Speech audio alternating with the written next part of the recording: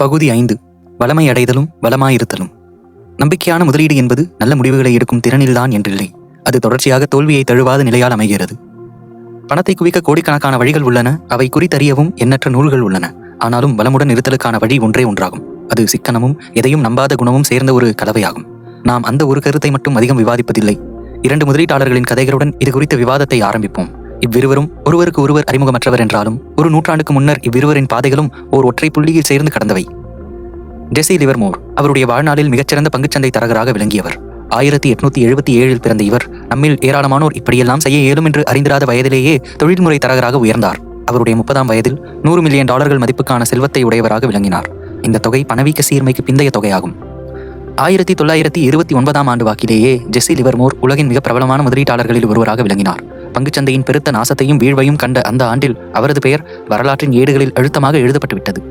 பின் நாட்களில் கருப்பு திங்கள், கருப்பு செவ்வாய், கருப்பு வியாழன் என்று அழைக்கப்பட்ட 1929ஆம் ஆண்டின் அக்டோபர் மாத வாரத்தில் நடந்த அந்த பங்குச்சந்தை வீழ்ச்சியில் சந்தையின் மதிப்பில் ஏறக்குறைய 1/3 பங்கை விட அதிக அளவில் பங்குகள் மதிப்பிழந்தன. அக்டோபர் 29ஆம் தேதி தன் கணவன் வீட்டை அடையும் போது அதைவிட துயரமான செய்தியை ஜெஸ்ஸி லிவர்மோரின் மனைவி டொரோத்தி அறிந்தார்.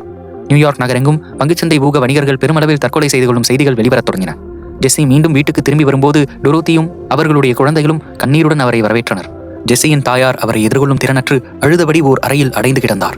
பின்னால் சுயசரிதையை எழுதிய டாம் ரூபிதான் ஜெஸ்ஸியின் அன்றைய நிலையை நினைவு கூறுகிறார். வீட்டுக்குள் நுழையும் ஜெஸ்ஸி கண்ணீருடன் நிற்கும் மனைவியையும் குழந்தைகளையும் தன்னுடைய தாயின் நிலையையும் கண்டு குழப்பமடைந்தார். என்ன நடந்திருக்கும் என்று அவர் ஊகித்து அவருடைய குழப்பம் தெளிய சிறிய நேரமானது. பின்னர் அவர் தன் குடும்பத்தினரிடம் அந்த செய்தியை கூறினார். மேதாவித்தனமும் அதிர்ஷ்டமும் கைகோர்த்த நிலையில் ஜெஸ்ஸி பங்குச்சந்தையின் வீழ்ச்சியை முன்னரே கணித்திருந்தார். டொரோத்தி ஆச்சரியத்துடன் அவரிடம் வினவினார், அப்படியென்றால் நாம் வீழ்ந்து விடவில்லையா? அதற்கு ஜெஸ்ஸி, இல்லை என் அன்பானவரே, இன்றுதான் என் வாழ்நாளில் சிறந்த தரகராக பணியாற்றினேன். நாம் அற்புதமான செல்வத்தை பெற்றுவிட்டோம். அதை வைத்துக்கொண்டு நாம் என்ன வேண்டுமானாலும் செய்யலாம் என்றார். டொரோத்தி உடனே வீட்டுக்குள் ஓடிச் சென்று அழுது கொண்டிருந்த தாயாரை அழுகையை நிறுத்தும்படி கூறினார். அந்த ஒரு நாளில் ஜெஸ்ஸி லிவர்மோர் $3 பில்லியன் மேலான மதிப்பை அடைந்தார். பங்குச்சந்தையின் வரலாற்றிலேயே மிகவும் மோசமான அந்த மாதத்தில் உலக செல்வந்தர்களுள் ஒருவராக ஜெஸ்ஸி உருவானார். ஜெஸ்ஸியின் இந்த இமாலய சாதனை வெற்றியை அவரது குடும்பம் கொண்டாடி கொண்டிருந்த அதே வேளையில் பக்தியுடன் நியூயார்க்கின் வீதிகளில் வேறொருவர் உலவிக் கொண்டிருந்தார். ஆப்ரஹாம் ஜெர்மன்ஸ்கி. கட்டுமான தொழிலில் சிறந்து விளங்கிய இவர் மிக பெரும் கோடீஸ்வரராக விளங்கியவர். 1920களில் மிக பெரும் அளவில் நில கட்டுமான தொழில் முனைவுகளின் மூலம் பெருமளவில் லாபம் ஈட்டியவர். 1920களின் இறுதி ஆண்டுகளில் பொருளாதாரம் உயர்வினை காணும் காலத்தில் பெரும்பாலான நியூயார்க் முதலீட்டாளர்கள் செய்யும் அதே முறையை தான் பின்பற்றினார். அவரும் பங்குச்சந்தையில் பெருமளவில் முதலீடு செய்தார். 1929ஆம் ஆண்டு அக்டோபர் 29ஆம் தேதி தி நியூயார்க் டைம்ஸ் செய்தித்தாள் வெளியிட்ட ஒரு கட்டுரையின் 2 பத்திகள் அந்த துயரமான சம்பவத்தை குறிப்பிட்டுள்ளன. கடந்த வியாழக்கிழமை காலையிலிருந்து காணாமல் போன தன்னுடைய கணவரை தேட உதவுமாறு திருமதி ஆப்ரஹாம் ஜெர்மன்ஸ்கியிடமிருந்து 225 பிராட்வேயில் வசிக்கும் அட்டர்னி பெர்னார்ட் எச் சாண்ட்லர் என்பவருக்கு ஒரு செய்தி வருகிறது. கிழக்கு பகுதியில் நில கட்டுமான தொழில் முனைவுகளில் ஈடுபட்டு வரும் 50 வயது மதிக்கத்தக்க ஜெர்மன்ஸ்கி பங்குச்சந்தையில் பெருமளவில் முதலீடு செய்திருந்தார் என்பதும் சாண்ட்லருக்கு தெரிய வருகிறது. சாண்ட்லர் தன்னுடைய உரையில் ஜெர்மன்ஸ்கியை வியாழக்கிழமை மாலை நேரம் பங்குச்சந்தை அலுவலகத்துக்கு அருகே பார்த்ததாக அவருடைய நண்பரிடமிருந்து பெற்ற செய்தியை ஜெர்மன்ஸ்கியின் மனைவி தனக்கு கூறியதாக கூறுகின்றார். அவரை கண்ட அந்த நபரின் கூற்றுப்படி ஜெர்மன்ஸ்கி தன் கையில் இருந்த டெலிகிராம் செய்திச்சீட்டை துகள்களாக கிழித்து நடைபாதையில் எறிந்தபடி பிராட்வே செல்லும் திசையில் சென்று கொண்டிருந்தார் என்பதே. அதுவே நாம் ஆப்ரஹாம் ஜெர்மன்ஸ்கி பற்றி அறியக்கூடிய இறுதி செய்தியாகும். இங்கே நாம் ஒரு முரணை காண்கிறோம். 1929ஆம் ஆண்டு நடந்த மிக மோசமான அந்த பங்குச்சந்தை வீழ்ச்சி ஜெஸ்ஸி லிவர்மோரை உலகின் செல்வந்தர்களுள் ஒருவராக ஆக்கியது. அதே சமயம் ஆப்ரஹாம் ஜெர்மன்ஸ்கியை அழித்தது. அவரது உயிரிழப்புக்கும் ஒருவேளை அது காரணமாய் இருக்கலாம். ஆனால் இவ்விருவரின் வாழ்க்கையை சற்றே முன்னோக்கி பார்த்தால் 4 ஆண்டுகளுக்கு பின்னர் இவ்விருவரின் கதைகளும் ஒன்றையொன்று கடக்கின்றன. 1929இல் தன் மிகப்பெரிய வெற்றியை கண்ட லிவர்மோர் அவ்வெற்றியின் காரணமாக எழுச்சியுற்று தன்னம்பிக்கையால் மேலும் மேலும் தன்னுடைய முயற்சிகளை தீவிரப்படுத்தினார். அடிப்படையற்ற அத்தகைய முயற்சிகளால் பெருங்கடனாளியாகி தன்னிடம் சேர்ந்த செல்வம் அனைத்தையும் பங்குச்சந்தையில் முற்றிலுமாக இழந்தார். இந்த நிகழ்வு நடந்த 1933ஆம் ஆண்டில் அனைத்தையும் இழந்த நிலையில் மனமுடைந்த லிவர்மோர் 2 நாட்கள் தலைமறைவானார். அவருடைய மனைவி அவரை தேடும் முயற்சிகளில் ஈடுபட்டார். அந்த ஆண்டின் தி நியூயார்க் டைம்ஸ் இதழொன்றில் 1100 பார்க் அவென்யூ இல்லத்தில் வசிக்கும் பங்குச்சந்தை தரகர் ஜெஸ்ஸி எல் லிவர்மோர் நேற்று மதியம் 3 மணியிலிருந்து காணவில்லை என்ற செய்தியை வெளியிட்டது. 2 தினங்களுக்கு பின்னர் திரும்பிய அவருக்கான புதிய பாதை வேறு விதமாய் அமைந்தது. இவ்விருவரின் அத்தகைய இறுதி நிகழ்வுகளின் காலம்தான் வெவ்வேறே தவிர இருவரும் ஒரே குணத்தை உடையவர்களாகவே விளங்கினர். இருவரும் தங்கள் வளத்தை சேகரிப்பதில் மிக திறமையுடையவர்களாக இருந்தாலும் இருவரும் அவ்வளமையோடு தொடர்ந்து வாழும் திறனற்றவர்களாகவே இருந்தனர். வளம் என்ற சொற்றொடரை உங்களோடு நீங்கள் தொடர்பு படுத்திக் கொள்ள விரும்பாமல் இருக்கலாம். எந்த அளவு வருவாயுடையவர் ஆயினும் இவ்விருவரின் கதைகளிலிருந்து நாம் கற்றுக்கொள்ள வேண்டிய பாடங்கள் பல உள்ளன. வளத்தை சேகரிப்பது என்பது ஒன்று, சேர்த்த அவ்வளத்தை தக்க வைத்துக் கொள்ளுதல் என்பது மற்றொன்று. செல்வம் குறித்த வெற்றியை நான் ஒரு சொல்லால் சொல்ல முற்பட்டால் அதை தக்க வைத்துக் கொள்ளுதல் என்பேன். ஏனெனில் பங்குச்சந்தைக்கு வரும் அளவிற்கு திறமை கொண்ட பொது நிறுவனங்களில் 40% நிறுவனங்கள் காலப்போக்கில் தங்கள் பங்குகளின் மதிப்பை வெகுவாக இழந்துள்ளன. தி ஃபோர்ப்ஸ் வெளியிடும் முதல் 400 அமெரிக்க செல்வந்தர்களின் பட்டியலில் இடம்பெறும் செல்வந்தர்களில் ஏறக்குறைய 20% நபர்கள் அப்பட்டியலில் 10 ஆண்டுகள் கூட நீடிப்பதில்லை. அவர்களின் அந்த சரிவிற்கு அவர்கள் இறப்போ அல்லது அவர்கள் தங்களுடைய குடும்பத்தினர்களுக்கு சொத்தை மாற்றி எழுதி வைப்பதோ காரணங்களாக இல்லை என்பதும் குறிப்பிடத்தக்கது. முதலாளித்துவம் என்பது கடினமானது. இத்தகைய நிலைக்கான காரணங்களின் ஒரு பகுதியாக அமைவது வளத்தை சேர்ப்பது என்பது சேர்த்த வளத்தை பாதுகாப்பது என்பது இரு வெவ்வேறான திறமைகள் என்பதே. வளத்தை சேர்ப்பதற்கு உதவுவன இடர்களை எதிர்கொள்ளுதல், நம்பிக்கையோடு இருத்தல், நம்முடைய முழு முயற்சியையும் பங்கையும் அதற்கான பணியில் அர்ப்பணித்தல் ஆகியவையே ஆகும். ஆனால் சேர்த்த வளத்தை பாதுகாத்தல் என்பது இடர்களிலிருந்து ஒதுங்கி இருக்கும் முறையாகும். வளம் எப்படி வந்து சேர்ந்ததோ அதை போன்றே கன நேரத்தில் நம்மை விட்டு அகலும் என்ற அச்சமும் தன்னடக்கமும் வளத்தை பாதுகாப்பதற்கு உதவும் குணங்களாகும். நம்மிடம் சேர்ந்த வளத்தில் ஒரு பங்காவது நமக்கிருந்த அதிர்ஷ்டத்தால் தான் கிடைத்தது என்று நம்பும் மனப்பான்மையும் சிக்கனமாக இருத்தலும் இதற்கான முக்கிய காரணிகளாகும். எனவே கிடைத்த வெற்றியின் அடிப்படையில் அதை போன்றே எதிர்காலத்திலும் ஒவ்வொரு முறையும் நடக்கும் என்று நம்புவதும் தவறானதாகும். சீகோவியா கேபிட்டல் நிறுவனத்தின் தலைமை பொறுப்பில் இருப்பவர் billionaire Michael Moritz. Charlie rose அவரிடம் சீகோவியா கேபிட்டல் வெற்றிகரமாக இயங்குவதற்கான காரணத்தை பற்றி கேட்கும்போது அவர் ஆயுட்காலம் என்று குறிப்பிட்டார். பல நிறுவனங்கள் 5 அல்லது 10 ஆண்டுகளில் வெற்றியடையும் நிலையில் சீகோவியா கேபிட்டல் 40 வருடங்களாக வெற்றியை தக்க வைத்துக் கொண்டுள்ளது. அதை எப்படி கொள்வது என்று ரோஸ் மேலும் கேள்வியை தொடுத்தபோது மோரிட்ஸ், நாங்கள் சந்தையிலிருந்து அப்புறப்படுத்தப்பட்டு விடுவோமோ என்ற அச்சம் எங்களுக்கு எப்போதும் இருந்ததினால் என்று நினைக்கிறேன். ரோஸ், அப்படியா? அச்சம்தானா? அப்படியானால் பயம்தான் வெற்றியை பாதுகாக்குமா? மோரிட்ஸ், அப்படி சொல்வதில் அதிக அளவு உண்மை உள்ளது என்றே நினைக்கிறேன். நாளை எப்போதும் நேற்று போல் இருக்காது என்று நாங்கள் நினைப்பது வழக்கம். நடந்தேறிய வெற்றிகளில் அமர்ந்திருப்பது என்பது எங்களுக்கு உகந்தது அன்று என்பதையும் அறிந்திருந்தோம். அப்படி எங்களால் திருப்தி அடைந்த நிலையில் காலம் கடத்த இயலாது. நேற்றைய எங்கள் வெற்றி நாளைய வளத்திற்கு வழி சேர்க்கும் என்று நினைத்துக் கொண்டிருக்க இயலாது. இங்கும் தக்க வைத்துக் கொள்ளுதல் என்பதுதான் தலைமையானதாக இருக்கிறது. வளர்ச்சியோ செயலாற்றலோ அல்லது நுண்ணறிவோ இல்லை. மாறாக சந்தையிலிருந்து அடித்து தள்ளப்படாமலும் துறக்க கட்டாயப்படுத்தப்படாமலும் இருக்கும் வண்ணம் நீண்ட காலத்துக்கு நம்மை தக்க வைத்துக் கொள்ளும் தன்மையை பெற்றிருப்பதே பெருத்த வித்தியாசத்தை ஏற்படுத்துகிறது. இதுவே நம்முடைய தந்திரத்தின் படிக்கலாகும். முதலீட்டிலோ உங்கள் பணியிலோ அல்லது நீங்கள் செய்யும் வேறு தொழில்களிலோ எதிலாயினும் தக்க வைத்துக் கொள்ளும் திறமையே வெற்றியின் படிக்கலாகும். ஏன் தக்க வைத்துக் கொள்ளும் திறன் வளம் சேர்க்கும் சாவியாக கருதப்படுதல் வேண்டும் என்பதற்கான 2 முக்கிய காரணங்கள் உள்ளன. ஒன்று வெளிப்படையானது. உங்களை மொத்தமாக விழவைக்க மிக பிரம்மாண்டமான ஒரு சில லாப நோக்கங்களே போதும். இன்னொன்று நாம் அத்தியாயம் 4 கண்டபடி உள்ளுணர்வின் பார்பட்ட கூட்டு மதிப்பீட்டு கணக்கியல் முறை. கூட்டு மதிப்பீட்டு முறையின் வளர்ச்சி என்பது செய்யப்பட்ட முதலீட்டை பல வருடங்கள் பாதுகாத்தலினால் வருவதே ஆகும். அது ஓர் மரக்கன்றை நடுதல் போன்றது. நட்ட முதல் வருடம் பெருத்த பலனை தராமல் இருக்கலாம். ஆயினும் 10 ஆண்டுகள் காத்திருப்பதால் வரும் பலன் வேறானது. அதுவே 50 ஆண்டுகள் காத்திருந்தால் அது நல்கும் பலன் நாம் எண்ண இயலாத அளவிற்கானதாகவே இருக்கும். கால ஓட்டத்தில் நாம் எல்லோரும் சந்திக்கும் எதிர்பாராத பல்வேறான ஏற்றத்தாழ்வுகளிலும் அத்தகைய ஒன்றை நாம் தக்க வைத்துக் கொள்ளும் குணத்தினால் மட்டுமே அப்படியான எண்ண இயலாத அளவிற்கான பலனை அடைவது என்பது சாத்தியப்படும். பஃபெட் எப்படி அத்தனை வளங்களை சேர்த்தார், எப்படி அப்படியான நிறுவனங்களை தேர்ந்தெடுத்தார், எப்படி மிகவும் விலை குறைந்த பங்குகளை தேர்ந்தெடுத்தார், அவருக்கு உதவ எவ்வாறு அப்படியான மேலாளர்களை தேர்ந்தெடுத்தார் என்று கணக்கிட்டபடியே நாம் நம் வாழ்க்கையை கழித்துவிடக்கூடும். அது மிகவும் அரிதான செயலும் கூட. அதையொத்த அரிதானது அவர் எவற்றையெல்லாம் தேர்ந்தெடுக்கவில்லை என்பதை தெரிந்து கொள்ளுதலும் ஆகும். அவர் கடன் எதையும் வைத்துக் கொள்ளவில்லை. அவருடைய வாழ்நாளில் அவர் கடந்து வந்த 17 பொருளாதார பின்னடைவு காலங்களிலும் அவர் தன்னுடைய பொறுமையை இழந்து தன்னிடம் இருந்த பங்குகளை விற்கவில்லை. தன்னுடைய தனி மதிப்பை, கௌரவத்தை குறைக்கும் வகையான செயல்களில் ஒருபோதும் ஈடுபட்டதில்லை. அவர் எப்போதும் ஒற்றை சித்தாந்தம், உலக பொது சிந்தனை, ஒற்றை இயல்பு நடை என்ற வளையங்களுக்குள் சிக்கியதில்லை. அவர் எப்போதும் மற்றவர்களின் பணத்தில் முதலிட்டதில்லை. அதாவது மற்றவர்களை முதலிடச் செய்து பொது நிறுவனங்களை நிறுவி அதன் மூலம் லாபமடையும் நிலை. அவர் எப்போதும் தன் கையை சுட்டுக் கொண்டதில்லை, முதலீட்டிலிருந்து விட்டதும் இல்லை, ஓய்வு பெற்றதும் இல்லை. அவர் தக்க வைத்துக் கொண்டார். தக்க வைத்துக் கொள்ளும் அவருடைய குணம் அவர் வளத்திற்கான ஆயுட்காலத்தை அதிகரித்தது. தன்னுடைய 10 வயதிலிருந்து 89 வயது வரை தொடர்ந்து முதலீடு செய்யும் வகையான ஆயுட்காலம் ஒன்றே அத்தகைய கூட்டு மதிப்பீட்டு முறையின் வளர்ச்சியை சாத்தியப்படுத்தியது. அந்த ஒரு காரணமே அவருடைய வெற்றிக்கான முக்கிய காரணமாக கருதப்படுதல் அவசியம். நான் சொல்ல விழையும் கருத்தை நீங்கள் அறிந்து கொள்ள நான் சொல்ல இருக்கும் ரிக் குவேரின் கதையை நீங்கள் கேட்டல் அவசியம். இரட்டை முதலீட்டாளர்களான வாரன் பஃபெட் மற்றும் சார்லி முங்கர் ஆகியோரை நீங்கள் ஒருவேளை அறிந்திருக்கலாம். ஆனால் 40 ஆண்டுகளுக்கு முன்னர் அவர்களுடன் இயங்கிய 3வது முதலீட்டாளர் ரிக் குவேரின் ஆவார். வாரன், சார்லி, ரிக் ஆகிய மூவரும் முதலீடுகளை சேர்ந்தே செய்தனர். அவர்களுக்கான மேலாளர்களை மூவரும் சேர்ந்தே நேர்காணல் செய்து தேர்ந்தெடுத்தனர். ஆனால் பஃபெட், சார்லி இவர்களின் வெற்றியை கணக்கில் கொண்டால் ரிக் காணாதவராகிவிட்டார். முதலீட்டாளர்களான மோனிஷ் பப்ராய் என்பவர் ஒரு முறை பஃபெட்டிடம் ரிக் குறித்து வினா எழுப்புகிறார். அந்நிகழ்ச்சியை பின்வருமாறு மோனிஷ் நினைவு கூறுகிறார். வாரன் கூறுகிறார், நாங்கள் எப்படியும் பெருஞ்செல்வத்தை சேர்த்து விடுவோம் என்பதில் சார்லியும் நானும் எப்போதும் உறுதியாக இருந்தோம். ஆனாலும் நாங்கள் விரைவில் சேர்த்து விட வேண்டும் என்று எண்ணியதில்லை. எப்படியும் அது நடக்கும் என்று இருந்தோம். எங்களை போன்றே ரிக்கும் திறமையானவர்தான். ஆனால் அவர் பணம் சேர்க்கும் அவசரத்தில் இருந்தார். 1973-74 ஆண்டுகள் வாக்கில் நடந்த பங்குச்சந்தை வீழ்ச்சியின் போது ரிக் தன்னிடமிருந்த பங்குச்சந்தைகளை அடமானம் வைத்து கடன் வாங்கினார். அந்த 2 வருடங்களில் சந்தை மிகவும் வீழ்ச்சியடைந்து பங்குகளின் மதில் 70% கீழாக சரிந்தது.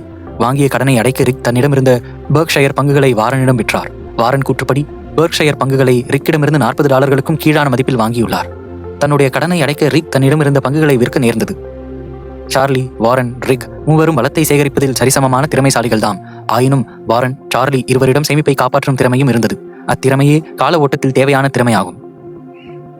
நசீம் தாலிப் இப்படி சொல்கிறார்: வெற்றிக்கான வழியை அறிந்திருத்தலும் தக்க வைத்துக் கொள்வதும் இரு வேறுபட்ட திறமைகள். முதலாவது திறமைக்கு இரண்டாவது திறமையின் தேவை இருக்கிறது. அழிவிலிருந்து நாம் பாதுகாத்துக் கொள்ளல் அவசியம். எப்படி ஆயினும் தக்க வைத்துக் கொள்ளும் மனோநிலையை நாம் அன்றாட இயல்பு வாழ்வில் பயன்படுத்துவது என்பது 3 கருத்துக்களை ஒட்டியே அமைகிறது. 1. கொடுத்த லாபங்களை விட நான் நிலையான சேமிப்பையே விரும்புகிறேன். அத்தகைய நிலையான சேமிப்பால் மிக பெரும் அளவிலான லாபத்தை நான் அடைதல் இயலும். ஏனென்றால் மிக நீண்ட காலம் என்னால் தக்க வைத்துக் கொள்ள இயலுமாயின் கூட்டு மதிப்பீட்டு முறை பெருத்த லாபத்தை தேடித்தரும். ஏறுமுகச் சந்தையில் எந்த ஒரு முதலீட்டாளரும் கையில் பணத்தை வைத்துக்கொண்டு வெறுமனே இருக்க விழைய மாட்டார்கள். எந்த பங்குகள் மிகவும் அதிக மதிப்புடையதாக வளருமோ அத்தகைய பங்குகளை வாங்கவே முயல்வார்கள்.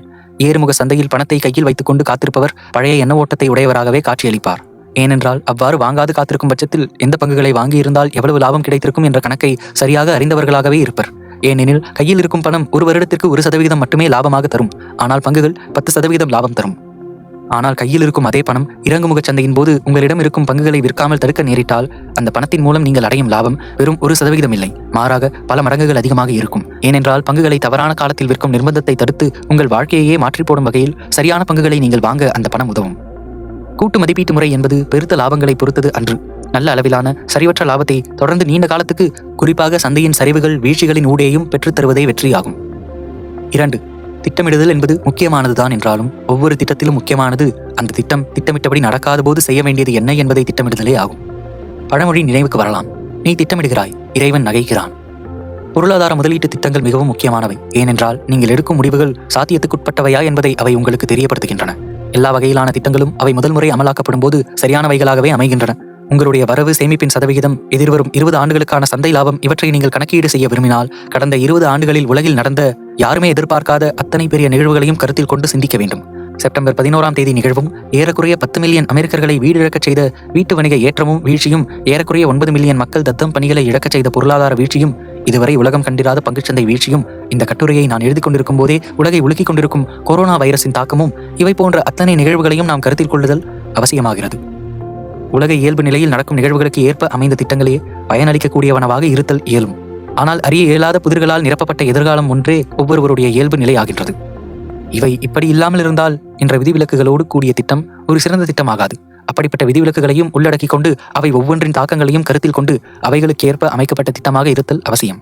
திட்டத்தின் ஒவ்வொரு கூறும் துல்லியமாக இருத்தல் வேண்டும் என்று விரும்பினால் உங்களுடைய பொருளாதார நிலையை அது மேன்மேலும் இக்கட்டில் கொண்டுவிடக்கூடும். திட்டத்தின் ஒவ்வொரு கூறும் அவை சார்ந்த இடர்களை பொறுத்து அவற்றுக்கான குறைந்தபட்ச அதிகபட்ச வேறுபாடுகளை உள்ளடக்கியதாய் இருந்தால் நீங்கள் அமைக்கும் திட்டம் பயனுள்ளதாக இருக்கும். உதாரணமாக, அடுத்த 30 ஆண்டுகளுக்கு ஆண்டொன்றுக்கு 8% லாபம் கிடைத்தால் நல்லது என்றாலும் 4% கிடைத்தாலும் என்னை பொறுத்தமட்டில் அது லாபம்தான் என்ற திட்டமே வெற்றிக்கான திட்டமாக அமையும். பல திட்டங்கள் தோல்வியடைகின்றன. அவற்றின் தோல்விகளுக்கான காரணம் அவை சரியான திட்டங்கள் என்றில்லை, மாறாக குறிப்பிட்ட சூழலில் குறிப்பிட்ட தேவைகளின் அனுமானத்தில் அமைக்கப்பட்டவை என்பதால் தான். அந்த சூழலில் அந்த தேவைகளுக்கு அவை சரியாக அமையலாம். அந்த அனுமானங்கள் மாறும்போது திட்டம் தோல்வியடைகிறது. அப்படிப்பட்ட அனுமானங்களில் மாற்றங்களை எதிர்பார்த்து அம்மாற்றங்களுக்கு ஏற்ப திட்டங்களை தீட்டுதல் என்பது பொருளாதார திட்டங்களில் பொதுவாக நடைமுறையில் இல்லை. அனுமானம் சார்ந்த இத்தகைய மாற்றங்களை எதிர்பார்த்து அம்மாற்றங்கள் குறிப்பிட்ட எல்லைகளுக்குள் ஏற்படலாம் என்பதாக கொண்டு திட்டங்கள் தீட்டப்படுதல் அவசியம். இத்தகைய திட்டங்கள் பல்வேறு வடிவங்களில் சாத்தியப்படலாம். சிக்கனமான நிதி திட்டம், மாற்றங்களை எளிதில் ஏற்கும் முறைகள், நெகிழ்வான காலவரை முறை என்பவை போன்ற வழிமுறைகளை உள்ளடக்கி தயாரிக்கப்பட்ட திட்டங்களே இனிய திட்டங்களாக அமையும். இந்த முறையை பழமைவாத முறை என்று கொள்ள முடியாது. பழமைவாதம் என்பது குறிப்பிட்ட அளவிற்கு மேலான இடர்களை எதிர்கொள்வதை தவிர்க்கும் முறை. பாதுகாப்பின் எல்லை என்பது இடர்களின் அளவிற்கு ஏற்ப வெற்றியை கைக்கொள்ளும் முறை. இம்முறையில் உங்கள் தக்கவைத்துக் கொள்ளும் தன்மை மேம்படுத்தப்படுகிறது. இத்தகைய முறையில் பாதுகாப்பின் எல்லை எவ்வளவு உயர்கிறதோ அதற்கு நேர் விகிதத்தில் நாம் எதிர்பார்க்கும் லாபமும் பயனும் குறையும். 3. சமச்சீரான ஆளுமை இன்றியமையாதது. எதிர்காலத்தின் மீதான நம்பிக்கையும் அத்தகைய எதிர்காலத்தை நோக்கி செல்வதை தடுக்கும் இடர்களை குறித்த அச்சமும் கலந்த மனோநிலை. நம்பிக்கை என்பது பொதுவாக நாம் நினைக்கும் திட்டமிடும் அனைத்தும் நிறைவேறும் என்று கருதும் நிலை. ஆனால் அத்தகைய நிலை ஆதாரமற்றது. விவேகமான நம்பிக்கை என்பது அதிர்ஷ்டம் உங்கள் பக்கம் இருக்கிறது என்றும், இடையில் பல்வேறான துயர்கள் வந்தாலும் கால ஓட்டத்தில் விளைவுகள் சமச்சீரடைந்து முடிவில் நன்மையாகத்தான் ஆகும் என்று உணரும் நிலை. ஆனாலும் உங்களுக்கே தெரியும் முடிவில் அது துயரத்தில் தான் முடியப் போகிறது என்று. கால ஓட்டத்தில் முடிவுகள் நன்மையில் முடியும் என்ற நம்பிக்கை உங்களுக்கு இருந்தாலும் இப்போதைக்கும் முடிவுக்கும் இடையேயான அந்த பாதை எப்போதும் துயரம் நிறைந்ததே என்பதை நீங்கள் அறிந்தே இருப்பீர்கள். இந்த இரு முடிவுகளும் ஒன்றிலிருந்து ஒன்று வேறுபட்டவை அன்று. கால ஓட்டத்தின் முடிவில் நன்மை தருவதாகவே மலரும் ஒன்று இடையில் துயர் நிறைந்ததாகவே அமையும் என்னும் இந்த கருத்து உள்ளுணர்விலிருந்து வெளிப்படும் கருத்தாகாது. மாறாக நாம் இயற்கையில் இயல்பாக நடைபெறும் பல்வேறு செயல்களிலிருந்து அறிந்து கொள்வதே ஆகும். மனித நரம்புகளுக்கு இடையே நடக்கும் மின்துடிப்புகளின் பரிமாற்றத்தை கணக்கில் கொண்டால் 2 வயது குழந்தையின் மூளையில் நடக்கும் பரிமாற்றத்தில் பாதியை விட குறைவான பரிமாற்றங்களே 20 வயது வாலிபனிடத்தில் நடக்கின்றன. இடைக்காலத்தில் தேவையற்ற நியூரல் பாதைகள் செயலிழந்து அழிந்து விடுகின்றன. ஆனாலும் ஒரு 20 வயதுடைய சராசரி வாலிபன் 2 வயது குழந்தையை விட அதிகமான புத்தி கூர்மையுடன் தான் இருக்கிறான். எனவே வளர்ச்சியின் பாதையில் அழிவும் ஆக்கப்பூர்வமான ஒன்றென்பதும் அதுவே தேவையற்றவைகளை நீக்கும் காரணியாக அமைகிறது என்பதையும் அறிகிறோம். நீங்கள் உங்கள் குழந்தையின் மூளையின் உட்தோற்றத்தை நோக்கும் வல்லமை பெற்ற பெற்றோர் என்று வைத்துக் கொள்ளுங்கள். ஒவ்வொரு காலையும் நீங்கள் பார்க்கும் போதெல்லாம் நரம்புகளின் எண்ணிக்கை குறைந்து கொண்டே வரும். அது உங்களுக்கு பயத்தை ஏற்படுத்தும். இது முறையாகாது. குழந்தையின் மூளை குறைபாடு நாளுக்கு நாள் அதிகரித்துக் கொண்டே வருகிறது. நாம் இதை கண்டிப்பாக கவனிக்க வேண்டும். விரைவில் ஒரு மருத்துவருக்கு இதை காட்ட வேண்டும் என்று நீங்கள் கூறலாம். ஆனால் நீங்கள் அப்படி சொல்வதில்லை. ஏனென்றால் நீங்கள் பார்த்து கொண்டு வருவது குழந்தையின் இயல்பான வெளித்தோற்ற வளர்ச்சியை மட்டுமே. பொருளாதாரம், பங்குச்சந்தைகள், பணிகள் போன்றவையும் அப்படிப்பட்ட அழிவுகளுடன் கூடிய வளர்ச்சியை கொண்ட பாதையில் அமைந்தவனவாகவே உள்ளன. ஆனால் உங்களுக்கு தெரியுமா இந்த காலத்தில் என்னவெல்லாம் ஏற்பட்டன என்று? இங்கிருந்து நாம் ஆரம்பித்தோம். தொடர்ச்சியான நடைபெற்ற போர்களில் 1.3 மில்லியன் அமெரிக்கர்கள் இறந்தார்கள். தொடங்கிய நிறுவனங்களில் ஏறக்குறைய 99.99% நிறுவனங்கள் மூடப்பட்டுவிட்டன. அமெரிக்க அதிபர்களில் 4 கொலை செய்யப்பட்டனர். ஒரே வருடத்தில் ஃப்ளூ நோயின் தாக்கத்தால் 6,75,000 அமெரிக்கர்கள் இறந்தனர். 30 வெவ்வேறு இயற்கை பேரிடர்கள் ஒவ்வொன்றிலும் ஏறக்குறைய 400 அமெரிக்கர்கள் கொல்லப்பட்டனர். 33 வெவ்வேறு பொருளாதார மந்த நிலைகளின் காரணமாக மொத்தமாக 48 ஆண்டுகள் தாக்கத்துக்குள்ளானது. எதிர்காலத்தை கணித்து கூறும் பொருளாதார நிபுணர்கள் இதுவரை கணித்து கூறிய பொருளாதார மந்தநிலை காலங்களின் எண்ணிக்கை 0. அப்போதைய மதிப்பிலிருந்து பங்குச்சந்தைகள் 10%க்கும் மேலாக சரிந்த நிகழ்வுகளின் எண்ணிக்கை 102. பங்குச்சந்தைகளின் மதிப்பு 1/3 பங்காக குறைந்த நிகழ்வுகளின் எண்ணிக்கை 12. வருடாந்திர பணவீக்கம் 7%க்கு மேல் சென்ற ஆண்டுகளின் எண்ணிக்கை 20. பொருளாதார நம்பிக்கையின்மை என்னும் சொற்றொடர் குறைந்தபட்சம் 29,000 முறை செய்தித்தாள்களில் இடம்பெற்றுள்ளது என்பதை கூகுள் குறிப்பிடுகிறது. கடந்த 170 ஆண்டுகளில் நமது வாழ்க்கை தரம் ஏறக்குறைய 20 மடங்கு முன்னேறியுள்ளது என்றாலும் பொருளாதார நம்பிக்கையின்மையற்ற சூழல் ஒரு நாள் கூட இல்லாமல் இருந்ததில்லை. ஒரே நேரத்தில் நம்பிக்கையின்மையையும் அச்சத்தையும் கொண்ட மனோநிலையை அமைத்துக் கொள்வது என்பது அரிதான செயல். ஏனென்றால் நுட்பமான உண்மைகளை உணர்ந்து அவற்றை ஏற்றுக்கொள்வதை விட கருப்பு வெள்ளையாக கண்களால் காண்பதை ஏற்றுக்கொள்வது மிகவும் எளிதான செயலாக இருக்கிறது. ஆனாலும் நீண்ட நாள் இருந்து நெடுங்கால நம்பிக்கையின் பயனை துய்ப்பதற்காக குறுங்கால நம்பிக்கையின்மை உங்களுக்கு தேவையாகவே உள்ளது. ஜெசி லிவர்மோர் இதை மிகவும் கடினமான முறையில் கற்றார்.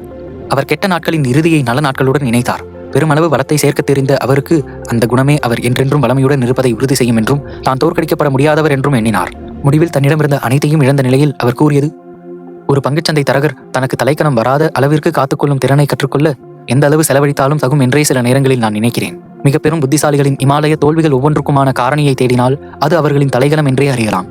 இது ஒரு விதமான அதீத செலவை செய்ய தூண்டும் நோய், எல்லாவிடத்திலும் எத்தகையோருக்கும் என்கிறார் அவர். எதிர்கொள்ளவியலாத அதிக அளவு துன்பத்தின் மத்தியில் வளர்ச்சியை எப்படி காண்பது என்பது குறித்து அடுத்து காண்போம்.